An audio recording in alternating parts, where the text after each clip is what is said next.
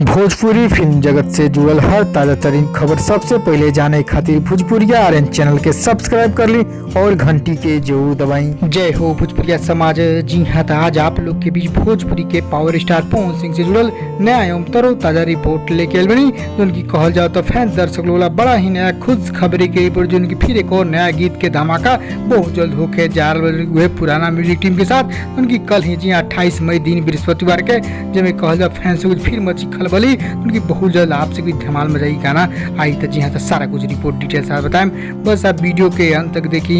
उससे पहले एक और रिक्वेस्ट करें आपसे के यदि आप भोजपुरिया आर्यन चैनल पर नया बानी तो जुड़ जाए, सब्सक्राइब कर ली और एक घंटी के आप जरूर दबा दी।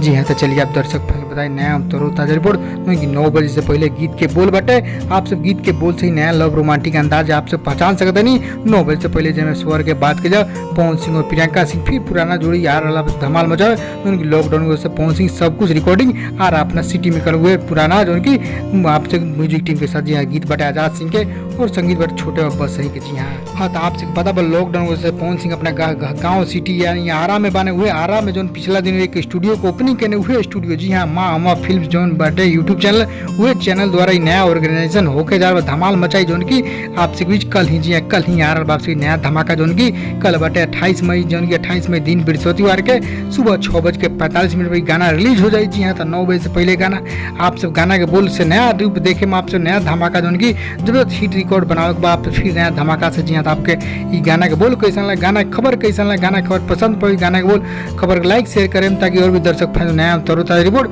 फैंस के बीच खुश जान जलो नया आपसे शेयर करें जरूर।